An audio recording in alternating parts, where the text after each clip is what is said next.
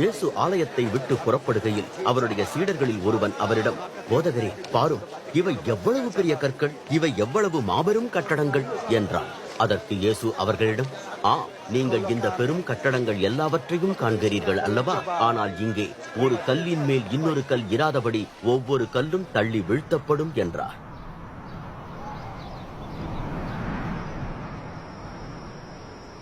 பின்பு ஆலயத்திற்கு எதிரேயுள்ள ஒலிவ மலையில் இயேசு உட்கார்ந்திருக்கையில் பேதுரு, யாக்கோபு, யோவான், அந்திரேயா ஆகியோர் தனிமையாக அவ்விடத்தில் வந்து, இந்த காரியங்கள் எப்பொழுது நிகழும்? இவையெல்லாம் நிறைவேறப் போகிறது என்பதற்கு என்ன முன் அடையாளம் இருக்கும்? எங்களுக்கு சொல்லும் என்று கேட்டார்கள். அதற்கு இயேசு அவர்களிடம், ஒருவனும் உங்களை ஏமாற்றாதபடி கவனமாயிருங்கள். பலர் என்னுடைய பெயரால் வருவார்கள், நானே கிறிஸ்து என்று சொல்லி பலரை ஏமாற்றுவார்கள். நீங்கள் யுத்தங்களை பற்றிய வதந்திகளையும் கேள்விப்படும் போது பதற்றப்பட வேண்டாம். இவை நிகழ வேண்டியவையே, ஆயினும் முடிவு வரை இன்னும் காலம் இருக்கிறது. ஒரு இனம் இன்னொரு இனத்துக்கு விரோதமாகவும் ஒரு அரசு இன்னொரு அரசுக்கு விரோதமாகவும் எழும்பும். பல இடங்களில் பூமி அதிர்ச்சிகளும் பஞ்சங்களும் ஏற்படும். ஆனால் இவையோ பிரசவ வேதனையின் ஆரம்பமே. அப்பொழுது நீங்கள் எச்சரிக்கையாயிருக்க வேண்டும். நீங்கள் நியாய சங்கங்களுக்கு ஒப்பு கொடுக்கப்படுவீர்கள். நீங்கள் ஜப ஆலயங்களில் சவுக்கினால் அடிக்கப்படுவீர்கள். நீங்கள் என் நிமித்தம் ஆளுநர்களுக்கும் அரசர்களுக்கும் முன்பாக என் சாட்சிகளாய் நிற்பீர்கள். அப்பொழுது எல்லா இனங்களுக்கும் முடிவு வருவதற்கு முன் நற்செய்தி அறிவிக்கப்பட வேண்டும். நீங்கள் கைது செய்யப்பட்டு விசாரணைக்காக கொண்டு வரப்படும் போதெல்லாம் என்னத்தை சொல்வது என்று முன்னதாகவே கவலைப்படாதிருங்கள். அந்த வேளையிலே உங்கள் மனதில் என்ன கொடுக்கப்படுகின்றதோ அதை சொல்லுங்கள். ஏனெனில் பேசுவது நீங்கள் அல்ல, உங்கள் மூலமாய் பரிசுத்த ஆவியானவரே பேசுகிறார். சகோதரன் சகோதரனை காட்டிக் கொடுப்பான், தகப்பன் தன் பிள்ளையை சாவுக்கு ஒப்பு கொடுப்பான். பிள்ளைகள் தங்கள் பெற்றோருக்கு எதிராக கலகம் பண்ணி அவர்களை கொலை செய்ய ஒப்பு கொடுப்பார்கள். என் நிமித்தம் எல்லோரும் உங்களை வெறுப்பார்கள், ஆனால் இறுதி வரை உறுதியாய் நிற்கிறவன் ரட்சிக்கப்படுவான். இந்த கிளிப்ல அவர் உட்கார்ந்து பேசினாலும் ஆழமான கருத்துக்களை சொல்றாரு. Let's go into the deeper meaning of it. ஆக்சுவலா இந்த அதிகாரத்தை 13ஆம் அதிகாரம் எடுத்துக்கிட்டீங்கன்னா ஓவராலா அவர் ஒரு டைம் லைன் பேசுறாரு. அதாவது அவங்க எங்க ஆரம்பிக்கிறாங்கன்னா, தேவாலயத்தின் மேல் ஒரு கல் வச்சு அழகா கட்டியிருக்கு பாத்தீங்களா அப்படின்னு கன்ஸ்ட்ரக்ஷன் ஆரம்பிக்கிறாங்க. நம்ம போன அதிகாரத்திலேயே அவர் இஸ்ரவேலை சபிச்சிட்டாருன்னு பார்த்தோம். அதுக்கப்புறம் தேவாலயத்தை விட்டு வரும்போது அதை கிளீன் பண்ணிட்டு வெளியே வராருன்னு பாக்குறோம் இல்லையா?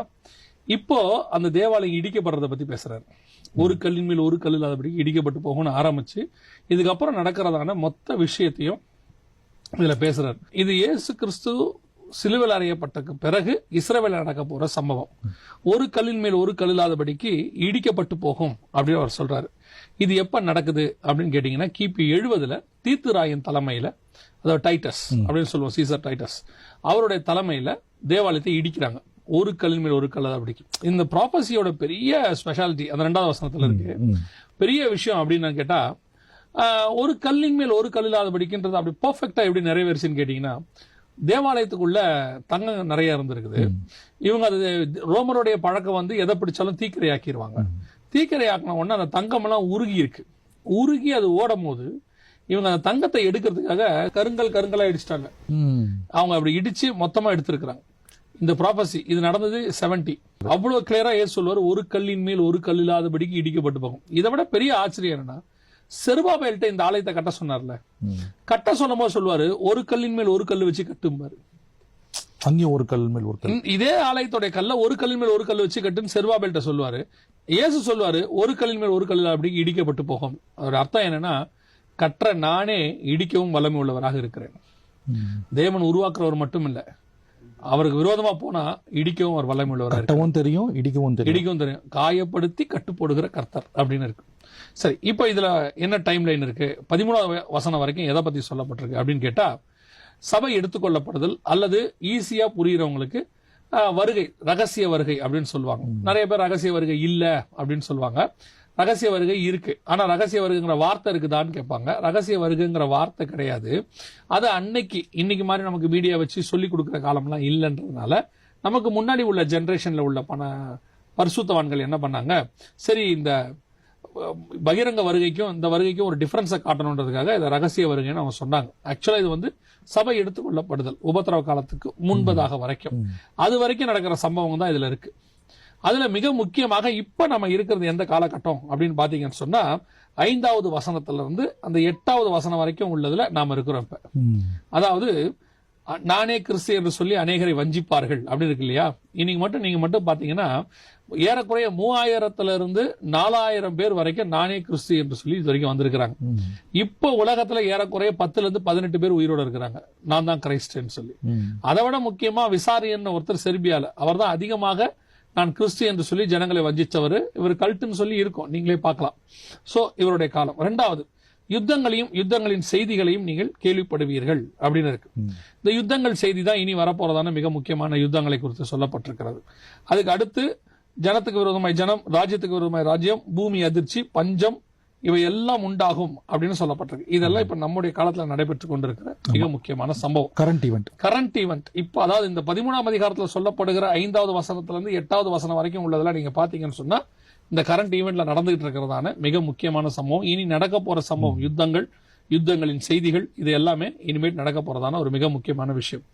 இந்த யுத்தம் எது அப்படின்னு கேட்டீங்கன்னா எசேக்கியேல் 38-39 2 அதிகாரத்துல மிக முக்கியமான யுத்தத்தை குறித்து சொல்லப்பட்டிருக்கு. அந்த யுத்தத்தை தான் இயேசு இங்க சொல்றாரு. அந்த எசேக்கியேல் 38 நீங்க வாசிச்சீங்கன்னா அங்கேயே 8வது வசனத்திலேயே கடைசி வருஷங்களிலே இது சம்பவிக்கும்னு இருக்கும். 16வது வசனத்துல கடைசி நாட்களிலே இது சம்பவிக்கும்னு இருக்கும். சோ அந்த யுத்தம் தான் சொல்லுகிறதான ஒரு யுத்தம், அதான் இது நடக்க போகுது. அடுத்து ஜனத்துக்கு விரோதமாய் ஜனம், ராஜ்யத்துக்கு விரோதமாய் ராஜ்யம். இதை பத்தி நம்ம சொல்ல வேண்டிய அவசியமே இல்லை, இன்னைக்கு அதான் நடந்துட்டு இருக்கு. மொழி, இனம், நிறம், எல்லை, தண்ணி பிரச்சனை, எல்லாத்துக்கும் சண்டை நடக்குது. பக்கத்து மக்களோட, பக்கத்து தேசத்தோட, பக்கத்து நாட்டோட. இதெல்லாம் 2000 இயர்ஸ் பேக் சொல்லி இருக்கிறாரு. அதிகப்படியா நடக்கும், அதான் அதோட ஸ்பெஷாலிட்டி. பைபிளே ஒரு ப்ராஃபட்டிக் புக்கா இருக்கு. பூமி அதிர்ச்சிகளும் பல இடங்களில் உண்டாகும் அப்படின்னு இருக்கு. பெரிய ஆச்சரியம் என்னன்னு கேட்டீங்கன்னா, இது சொல்லப்பட்டது 1st centuryல. மிகப்பெரிய பூமி அதிர்ச்சி அப்படின்னு நம்முடைய இந்த 2000 வருஷத்துல ரெஜிஸ்டர் ஆனது 8ஆம் நூற்றாண்டுல சைனால தான். அதுக்கு முன்னாடி மிகப்பெரிய பூமி அதிர்ச்சி எதுவுமே இயேசு காலத்துல ரெஜிஸ்டரே ஆகல. இதுக்கு அப்புறமும் 8ஆம் நூற்றாண்டுக்கு அப்புறமும் மிகப்பெரியதான பூமி அதிர்ச்சிகள் பாத்தீங்கன்னா 1-2 தான் இருக்கு. ஆனா இப்போ இந்த 2004 உங்களுக்கு தெரியும் சுனாமி, அது கடல்ல ஏற்பட்ட பூமி அதிர்ச்சி. இந்த 2004 இருந்து 2021 மட்டும் இந்த இடைப்பட்ட 20 வருஷத்தை டெக்கேட் ஆஃப் எர்த்குவேக்ஸ் சொல்லுவாங்க. ஏன்னு சொன்னா ஒரே வருஷத்துல 100கணக்கான பூமி அதிர்ச்சிகள் ஏற்பட்டிருக்கு. முந்தையெல்லாம் 1-2 ஒரு வருஷத்துக்கு வரும், இல்ல மிஞ்சி போச்சுன்னா 10 வருஷத்துக்கு 1 வரும். இப்ப அப்படி இல்ல, டெய்லி பூமி அதிர்ச்சி எங்கேயாவது ஒரு இடத்துல நடந்துகிட்டே இருக்குது. சோ ரிக்டர் அளவுல 8.5க்கு மேலேயே நிறைய பூமி அதிர்ச்சிகள் நடந்திருக்குது. அதுக்கு அடுத்து பஞ்சங்களும், இதுதான் இனி நடக்க போற விஷயம். பஞ்சங்களும் இப்போ நம்ம மிகப்பெரிய எக்கனாமிக்கல் கிரைசிஸ்ல உலகம் போறதாக நமக்கு எல்லா எக்கனாமிஸ்டும் சொல்றாங்க. அடுத்து நடக்க போற சம்பவங்கள் எல்லாமே பஞ்சத்தினை அடிப்படையை கொண்டதாக தான் இருக்க போகுது. இவைகள் எல்லாம் வேதனைகளுக்கு ஆரம்பம்னு இருக்கு 8வது வசனத்துல. அது ஆரம்பம் போட்டு திஸ் இஸ் ஸ்டார்டிங் பாயிண்ட். இப்பதான் நமக்கு வருகைக்கான மிக முக்கியமான ஆரம்ப நிலைகள் உருவாகி இருக்கிறது. உலகம் ஃபுல்லா வேதனைகள், இந்த கொள்ளை நோய், இதெல்லாம் ஏற்படக்கூடிய காரியங்கள் எல்லாமே நடக்க ஆரம்பிச்சிருக்கு. அப்போ நீங்கள் எச்சரிக்கையாயிருங்கள். இந்த மாதிரி நேரத்தில் நம்ம எப்படி இருக்கணும்? We must be very careful. எச்சரிக்கைன்னு அலர்ட்டா இருக்கணும். ஏன் அப்படின்னா இப்ப நீங்க பாருங்களேன், அந்த அலர்ட்ங்கிற வார்த்தை ரொம்ப கேஷுவல் ஆயிடுச்சு. இப்ப டெய்லி ஏதோ ஒரு அலர்ட்டை நம்ம பார்த்துக்கிட்டே இருக்கிறோம். அந்த அலர்ட்ங்கிற வார்த்தைக்கு இன்னொன்னு பிளாஷ் நியூஸா இருக்கலாம், இல்லைன்னா பிக் நியூஸா இருக்கலாம், ஏதோ ஒன்று இருக்கலாம். ஆனா உங்களை அலர்ட் பண்ற மாதிரி விஷயங்கள் நடந்துகிட்டே இருக்குது. அதுதான் இங்க நடக்குது. இத இங்க ஆண்டவர் சொல்ல போறது எல்லாமே ஸ்பிரிச்சுவல் ரீசன். இதுக்கப்புறம் வர்றது எல்லாமே ஸ்பிரிச்சுவல். ஜெப ஆலயங்களில் அடிக்கப்படுவீர்கள், சகல ஆலோசனை சங்கத்தில் ஒப்புக் கொடுக்கப்படுவீர்கள், தேசாதிபதிகளும் ராஜாக்களும் சாட்சியாக அவர்களுக்கு முன்பாக நிறுத்தப்படுவீர்கள். இதை இந்த டேர்ம்ல படிச்சீங்கன்னா, உங்களுக்கு பிப்ளிக்கல் டேர்ம்ல படிச்சா அவ்வளவா ஜனங்களுக்கு புரிய மாட்டேங்குது. இதை நம்ம லாங்குவேஜ்ல சொல்லி பாருங்களேன். உங்களை கொண்டு போயிட்டு கோர்ட்ல நிறுத்துவாங்க, ஆலோசனை சங்கம். உங்களை கொண்டு போய் கோர்ட்ல வழக்கு போட்டு உங்களை கொண்டு போய் நிறுத்துவாங்க. அடுத்து ஜெப ஆலயங்களில் அடிக்கப்படுவீர்கள், சர்ச்சிலே வச்சு உங்களை அடிப்பாங்க. யோவான் 16 இருக்கு, என் நாமத்தை நிமித்தம் நீங்கள் கொலை செய்யப்படுவீர்கள். எப்படி கொலை செய்யப்படுவீர்களா? அவர்கள் தேவனுக்கு சேவை செய்வதாக நினைத்து கொண்டு உங்களை கொலை செய்வார்கள் இருக்கு வசனத்துல. ஆலயத்துக்கு புறம்பே ஆக்குவார்கள். இன்னைக்கு அதான் இங்க நடக்குது. சர்ச்சுக்குள்ள வச்சு அடிப்பாங்களாம். வசனம் சொல்லுது, ஜெப ஆலயங்களில் அடிக்கப்படுவீர்கள். இது நம்ம ஜெப ஆலயங்கள் சினகாக நினைச்சுக்கிறோம். நம்ம சர்ச்சில் வச்சே நம்மளை அடிப்பாங்கன்னு வசனம் சொல்லுது. இது நடந்துதான்னு கேட்டீங்கன்னா வேர்ல்டு வைட் நடக்குது. எங்கெங்கெல்லாம் ஆலயங்கள் இருக்கோ அந்தந்த நாடுகளில் உபத்திரப்படுறாங்க, அடிக்கப்படுறாங்க. அடுத்து தேசாதிபதிகளும் ராஜாக்களுக்கும் சாட்சியாக அவர்களுக்கு முன்பாக நிறுத்தப்படுவீர்கள் அப்படின்னு இருக்கு. இன்னைக்கு நம்மளை கொண்டு போயிட்டு என்ன செய்வாங்களா? எல்லாருக்கும் முன்பாக டெஸ்டிமோனி மாதிரி நிக்க வச்சு நம்மள காரியங்கள் செய்வார்கள். இவ்வளவும் இதுல இருக்கு. அடுத்து இந்த 10வது வசனம் தான் மிக முக்கியமான. இப்ப நம்ம பண்றதே இந்த வசனத்தின் அடிப்படையில தான். 10th verse என்ன இருக்கு பாருங்க, சகல ஜாதிகளுக்கும் சுவிசேஷம் முந்தி பிரசங்கிக்கப்பட வேண்டும் அப்படின்னு இருக்கு. இப்ப அதுதான் நம்ம ஒரு பார்ட் நம்ம செஞ்சுக்கிட்டு இருக்கோம். வேர்ல்டு வைட் நடக்குது, எல்லா பக்கமும் அவங்களால முயன்ற வரைக்கும் சர்ச் பண்ணுது, எவாஞ்சலிஸ்ட் பண்றாங்க, எல்லாரும் பண்ணிட்டு இருந்தாங்க த்ரூ மீடியா. இன்னைக்கு கடைசி காலத்துல வெகு ஜனங்களை ரீச் பண்றதுக்கு உலகமெங்கும் சகல ஜாதிகளுக்கும் அப்படின்னா காஸ்பல் ரீச் பண்றதுக்கு மீடியா இன்னைக்கு ஒரு மிகப்பெரிய டூல். இதை எடுத்து நாம யூஸ் பண்ணிட்டு இருக்கிறோம். இதன் மூலமாக உலகம் இன்னைக்கு பாருங்க, ஃபிளைட் போக முடியாத சிச்சுவேஷன்ஸ் இருக்கு, எவ்வளோ காரண காரியங்கள் இருக்கு, ஆனா பல நாடுகளுக்கு போக முடியாது. ஆனா சுவிசேஷம் இப்பவும் போகணும்னா இது நமக்கு ஒரு மிகப்பெரியதான ஒரு சான்ஸ். சகல ஜாதிகளுக்கும் சுவிசேஷம் முந்தி பிரசங்கிக்கப்பட வேண்டும். அது இப்ப நடக்குது. இப்போ வெரி சிம்பிள், நீங்க யூடியூப்லயோ அல்லது சேனல்லயோ ஒரு விஷயத்த போட்டீங்கன்னா வேர்ல்டு வைட் எத்தனை நாட்டுக்கு ரீச் ஆகும் நமக்கே சொல்ல முடியாது. All over the world reach பண்ண முடியும். நம்ம அந்த இடத்துக்கு வந்துட்டோம். அடுத்து நீங்கள், இது ரொம்ப முக்கியமான ஒரு விஷயம், இதை சொல்லிட்டு நம்ம இந்த முதல் பார்ட்டோட காரியத்தை முடிச்சு 2வது பார்ட் கிளிப்புக்குள்ள நம்ம போலாம். இங்க என்ன சொல்லப்பட்டிருக்கு பாருங்களேன், உங்களை கொண்டு போய் ஒப்பு கொடுக்கும் போது நீங்கள் என்ன பேசுவோம் என்று கவலைப்படாதிருங்கள். வெரி இம்பார்ட்டன்ட் இது. அந்த இடத்துல உங்களுக்கு பரிசுத்த ஆவியே பேசுவார், நீங்கள் அல்ல பரிசுத்த ஆவியே பேசுகிறவர். இதை மிஸ் அண்டர்ஸ்டாண்ட் பண்ணவங்க கொஞ்சம் பேர் இருக்கிறாங்க. தெளிவா இருக்கு இல்லையா? அவங்க எப்படி மிஸ் அண்டர்ஸ்டாண்ட் பண்ணிக்கிட்டாங்கன்னு உங்களுக்கு சொல்றேன். அதாவது உங்களை திடீர்னு கொண்டு போய் ஒரு இடத்துல நிறுத்திடுவாங்க. இப்ப பவுலை கொண்டு போய் பிலிப்புக்கு முன்னாடி நிறுத்துறாங்க. இப்ப ஒவ்வொருத்தரையும் கொண்டு போய் ஒரு மாதிரி நிறுத்தும் போது அந்த இடத்துல அவங்களுக்கு தேவையான வேர்டு என்னங்கிறது ஆவியானவர் உங்களுக்கு உணர்த்தி பேச வைப்பாரு. அந்த கான்டெக்ட்ல தான் சொல்லப்பட்டிருக்கு இல்லையா? பரிசுத்த ஆவியானவர் பேசுவார். இன்னைக்கு என்ன ஆயிடுச்சுன்னு பாத்தீங்களா, இப்ப நீங்க ஒரு மெசேஜ் கொடுக்க போறீங்க, ப்ரிப்பேரே பண்ண மாட்டீங்க. இப்ப ஏன் அந்த நேரத்துல பரிசுத்த ஆவியானவர் பேசுவார்னு சொல்லி இருக்கிறாரு இல்லையே? அது தப்பான ஒரு அப்படி ஒரு ஆட்கள் இப்ப இருக்கிறாங்கன்ற. அதாவது எந்த இடத்துலக்கும் ஒரு ப்ரிப்பரேஷன் கிடையாது.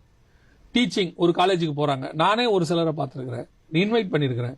அங்க அவங்க அங்க வந்துட்டு என்ன பண்ணுவாங்கன்னா ப்ரிப்பேர் இல்லாம வருவாங்க. இப்ப நானும் ஒரு டீச்சரா இருக்கிறதுனால அந்த ஆள் ப்ரிப்பரா வந்திருக்கிறாரா இல்லையாங்கிறத நம்மளால என்ன செய்ய முடியும்? சென்ஸ் பண்ண முடியும். அவர் அங்க வந்துட்டு இன்னைக்கு நாம என்ன பார்க்க போறோம்னா, உங்களுக்கு ஏதாவது டவுட்ஸ் இருந்தா கேளுங்க, இன்னைக்கு கிளாஸ்ல டவுட்ஸா வச்சுக்கலாம். அப்படா என்ன அர்த்தம்? நீங்க ப்ரிப்பேர் பண்ணலன்னு அர்த்தம். மீறி ஏதாவது கேட்டோம்னா இந்த வசனத்தை சொல்லுவாங்க. என்ன சொல்லுவாங்கன்னா, இல்ல ஆவியானவர் நமக்கு அந்த இடத்துல என்ன நடத்துறாரோ அதானுங்க. ஆவியானவர் நடத்தவே மாட்டார். நாளைக்கு நமக்கு ஒரு பொறுப்பு கொடுக்கப்பட்டிருக்கு, நாளைக்கு சர்ச்ல பிரசங்கம் பண்ண போறோம், இன்னைக்கு ப்ரிப்பேர் பண்ணணும். இன்னைக்கு ப்ரிப்பேர் பண்ணும்போது ஆவியானவர் உங்களுக்கு அதை கொடுப்பாரு. சொல்ல போனா பரிசுத்த ஆவி டவுன்லோட்ல நம்ம அதை டவுன்லோட் வாங்கி பேசணும். அதை பேச போகும்போது அந்த இடத்துல நீங்க நிக்கும் போது இதுலயும் சேர்த்து அந்த இடத்துல வந்திருக்கிறவங்களுக்கு சேர்த்து அங்க ஆவியானவர் பேசுவார். preparation is so important, very important. நீங்க ப்ரிப்பேரே ஆகாம, அதான் ஒரு பரிசுத்தவான் எனக்கு சொல்லி கொடுத்தாரு, don't prepare the message, prepare your self அப்படிம்பாரு. நீ உட்கார்ந்து தேவ சமூகத்தில் ஆயத்தம் பண்ணு, அப்புறமா வசனத்தை ஆயத்தப்படுத்து. ஒண்ணுமே இல்லாம ப்ரிப்பரேஷனே இல்லாம போய் அங்க போய் நின்னா எந்த ஒரு விஷயத்துக்குமே. சோ இந்த குறிப்பிட்ட வருகைக்கு முன்னாடி நடக்கிற விஷயங்கள் எல்லாமே இந்த 13வது வசனத்துல வரைக்கும் கொடுக்கப்பட்டிருக்கு. இந்த 14வது வசனத்துல இருந்து வேற சில காரியங்கள்லாம் சொல்லப்பட்டிருக்கு. அதை நம்ம கிளிப்பிங்ஸை பார்த்துட்டா நம்ம அதை பத்தி எக்ஸ்பிளைன் பண்ண